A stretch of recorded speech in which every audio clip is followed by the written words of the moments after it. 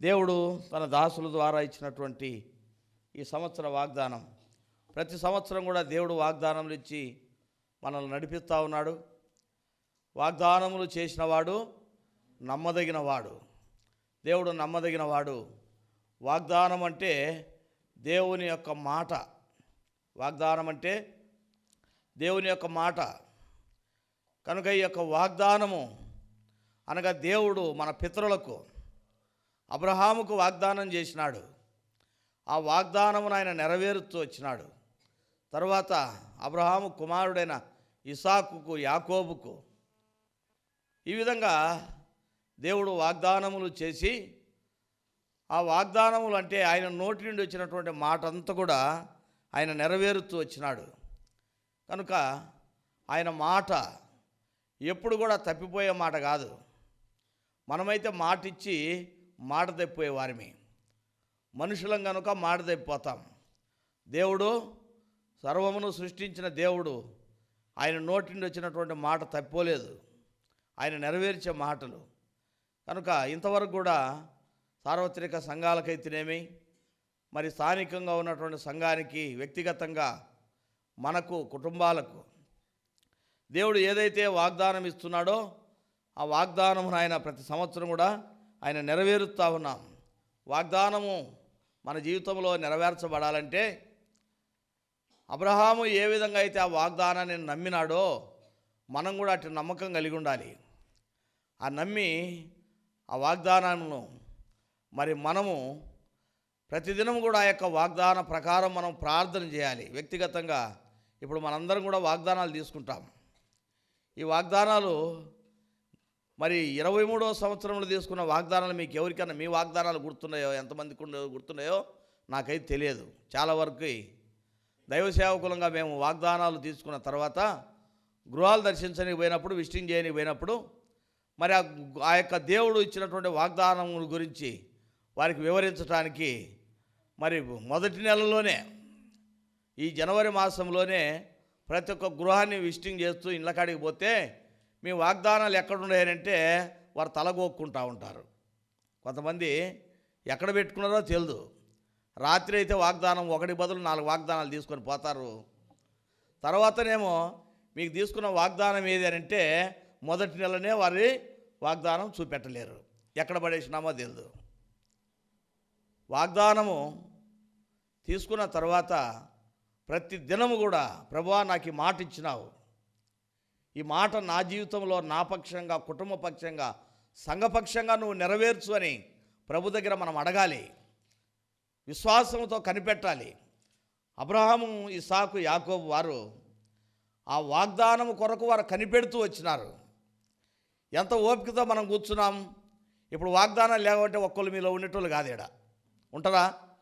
వాగ్దానాలు ఉన్నాయి కాబట్టి కూర్చున్నారు కదా. వాగ్దానాలు లేకపోతే ఒక్కరు ఉండేటోళ్ళు కాదు. ఇంత ఓపికతో కూర్చున్నామే, వాగ్దానం తీసుకుంటున్నామే. ఈ వాగ్దాన ఫలము మనం పొందాలంటే ఈ సంవత్సరం అంతా కూడా ప్రార్థన చేయాలి. దేవుని యొక్క మాట మన జీవితంలో ఏదైతే ఇచ్చినాడో ఆ మాట, ఆ ఫలము మనం పొందాలంటే ప్రభు దగ్గర ప్రార్థన చేయాలి. ఒక్కోసారి ఉపవాసం, కన్నీటితో కూడా ప్రార్థన చేయాల్సిన పరిస్థితులు వస్తాయి. అది చేయక ఆ వాగ్దాన ఫలమును అనుభవించలేక దేవుని మీదనో సేవకుల మీద నిందలు పెట్టే విశ్వాసులు ఎక్కువైపోయినారు ఈ దినాల్లో.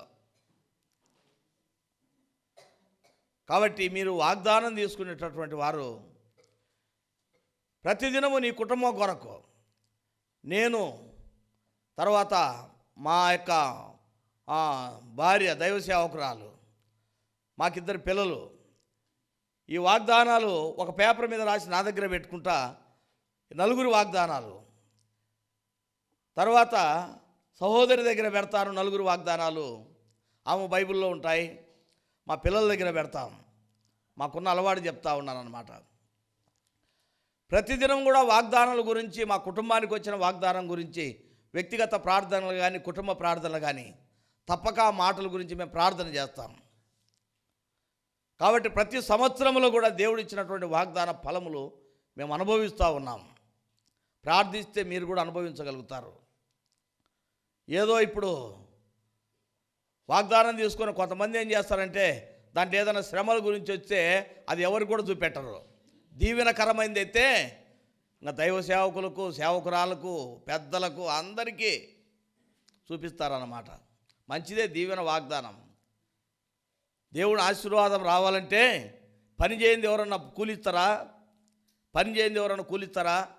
పని చేస్తేనే కూలి జీతం ఇస్తారన్నమాట. దేవుడు కూడా ఆయన దీవెన ఇవ్వాలంటే పని పెడతాడు మనకు. ఆ పని చేస్తేనే జీతం ఇస్తాడు, ఊరికని ఇవ్వడండి దేవుడు కూడా.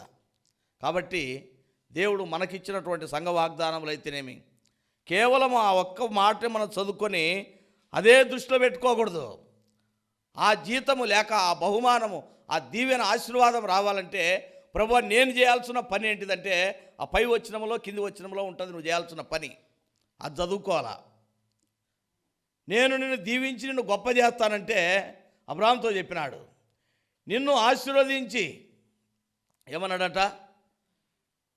అనేకులకు నిన్ను తండ్రిగా చేస్తానన్నాడు. ఏమన్నాడట? అది పొందాలంటే ఏం చేయాలంట? అన్నీ విడిచిపెట్టిరా అన్నాడు. అది చదువుకోకుండా పైన ఆశీర్వదిస్తానన్నాడు ఒకటే మాట చదువుకుంటే కనుక అక్కడే మనము తప్పు చేస్తూ ఉన్నాం. కాబట్టి మన పని చేయాలా. ఏ దేవుడు ఆ దేవుని దాని నుంచి దీవెనలా మనం పొందాలంటే ఆ పని చేయాలన్నమాట. దేవుడైతే నమ్మదగిన వాడు. ఆయన పని మనము ఆ వాగ్దాన ఫలములు కుటుంబానికి కానీ, సంఘానికి కానీ, వ్యక్తిగతంగా ఇచ్చినటువంటి ఆ వాగ్దానం యొక్క ఫలములు మనం అనుభవించాలంటే ప్రభు మనకి ఏ పని అప్పగించినాడో ఆ పని మనము అనగా వాగ్దానం ద్వారా అక్కడ ఏ పని చేయమని చెప్పినాడో ఆ దీవెన రావటానికి అది నమ్మకంగా చేసినప్పుడు తప్పకుండా దాని యొక్క ఫలితము దేవుడు మనకిస్తాడు. సంఘానికి ఇచ్చినటువంటి శ్రేష్టమైన వాగ్దానాలు ఇక్కడ 3 చదువుకున్నాం. నేను ఈ యొక్క వాగ్దానాల గురించి ప్రార్థించినప్పుడు దేవుడు నాకు బయలుపరిచినటువంటి మరి మాటలు మీ మధ్యలో పంచుకుంటాను. ఈ వాగ్దానములు దేవుడు ఎవరికి ఏ విధంగా మరి ఆత్మతో నింపి వాడుకుంటూ ఉంటాడు. దేవుని వాక్యము ఇది మిఠాయి చిలుక లాంటిది. దేవుని వాక్యం ఎటువంటిదంటే ఒక మంచి మిఠాయి చిలుక లాంటిది. అంటే చాక్లెట్ అన్నమాట, మంచి చాక్లెట్. ఈ చాక్లెట్ తినే కొద్దీ ఎట్లుంటుందంట? రుచిగానే ఉంటుంది కదా. దేవుని మాటలు కూడా ధ్యానించే కొద్దీ అనగా దైవ సేవకుల ద్వారా దేవుడు ఈ లోతైన సత్యాలు నేను ఎప్పుడు కూడా ఈ సంఘంలో వచ్చినటువంటి దేవుడు ఇచ్చినటువంటి ఈ వాక్యమును సంవత్సరం అంతా కూడా మా మందిరంలో ధ్యానిస్తూ ఉంటాను. అప్పుడప్పుడు కూడా కనీసం నెలకొకసారైనా ధ్యానించటంలో దేవుడు ఒక్కొక్క విధంగా ఈ నెలలో ఏం దేవుడు బయలుపరుస్తూ వచ్చినాడో అదే మాట గురించి వచ్చే నెల ధ్యానించబోయేసరికి ఇంకో గూఢమైన సంగతులు, క్రొత్త సంగతులు నాకు నేర్పుతాడు. దాన్ని సంఘానికి తెలియపరుస్తూ ఉంటానన్నమాట. కాబట్టి ప్రార్థించడం ద్వారా దేవుడు లోతైన సత్యాలు మనకు బయలుపరుస్తాడు. అన్న ఇది చెప్పినాడు, దీని అర్థం ఇదే అని కాదనమాట. నేను ధ్యానించినానంటే ఇదే అర్థమే కాదు, దేవుడు కొత్త కొత్త సంగతులు బయలుపరుస్తూ ఉంటాడు. ఈ వాగ్దానంలో దేవుడు చేసినటువంటి కార్యాలు మొట్టమొదట ఈ 3 మాటల్లో తండ్రి, కుమార, పరిశుద్ధాత్మని యొక్క కార్యాలు మనకు కనపడతాయి. ఈ ఇచ్చినటువంటి 3 మాటల్లో ప్రతి సంవత్సరంలో కూడా దైవజనులు బ్రదర్ భక్సింగ్ గారు దేవుడు బయలుపరిచిన సంఘ క్రమంలో నా మట్టుకు నేను ప్రార్థించి ప్రభు దగ్గర వచ్చినప్పుడు ప్రతి సంవత్సరంలో కూడా ఈ 3 వాక్యంలో మొట్టమొదట తండ్రి కనపడతాడు, 2వ మాటల్లో కుమారుడు కనపడతాడు, 3వ మాటల్లో దేవుడు ఆత్మ ద్వారా జరిగించే కార్యాలు కనపడుతూ వస్తాయి నాకు.